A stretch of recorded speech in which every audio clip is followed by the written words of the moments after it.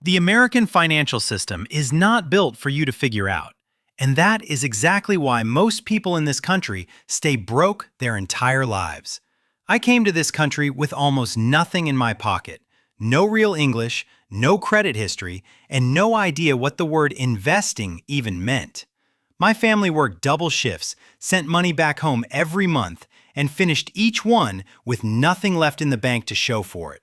12 years later, I own a home, I have a real retirement account, I keep an emergency fund I do not touch, and I own a small slice of the American economy.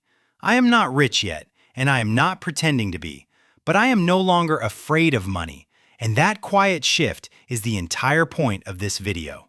If you are a first-generation earner, an immigrant, or just someone nobody ever taught the basic rules of money to, this channel was built for people exactly like you.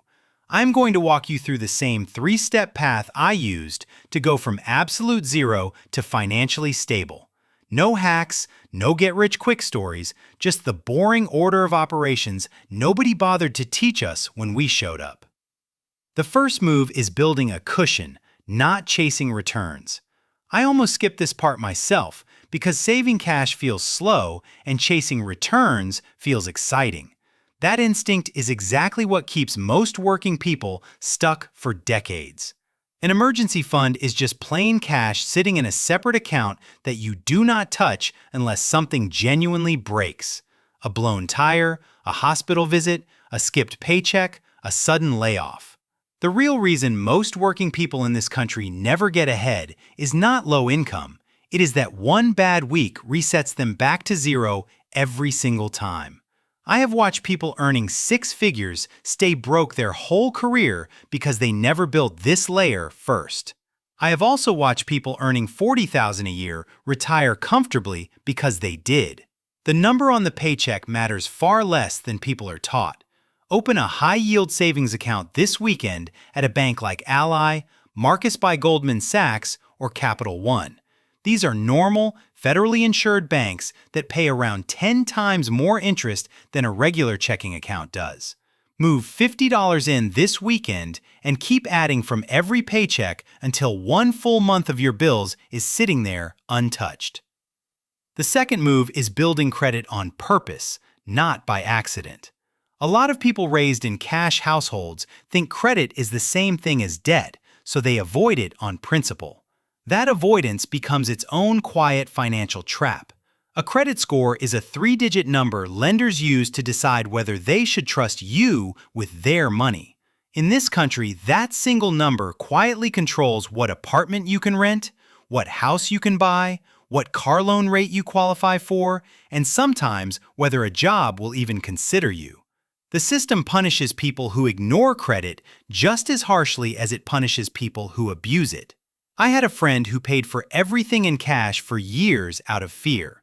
When he tried to rent his first real apartment in his late 20s, he was rejected by every landlord because he had what the credit world calls a thin file, which is the polite way of saying you do not exist on paper. Get one secured credit card from a bank you already use and ignore every other card offer for now. Put one small recurring bill on it, something simple like your phone bill or a streaming subscription, and set the card to auto-pay the full balance every single month. Do that quietly for 12 straight months, and your score will climb into a range that opens doors you did not even know existed. The third move is owning a piece of the economy instead of only renting your time to it. This is the move that separates people who stay tired forever from people who eventually get to rest. Working harder is not the answer. Owning is. When you put money into an index fund, you are buying a tiny slice of hundreds of major American companies at the same time, in one click. That slice grows quietly in the background while you sleep, while you commute, while you are raising your kids. The people who actually build real wealth in this country are not the ones grinding the longest hours.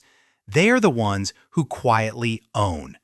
Most people in this country never reach this step. They get so caught up paying bills, paying rent, and recovering from the last small emergency that they never set aside the few dollars it takes to start owning. That gap is the one that compounds into the real wealth gap over a lifetime.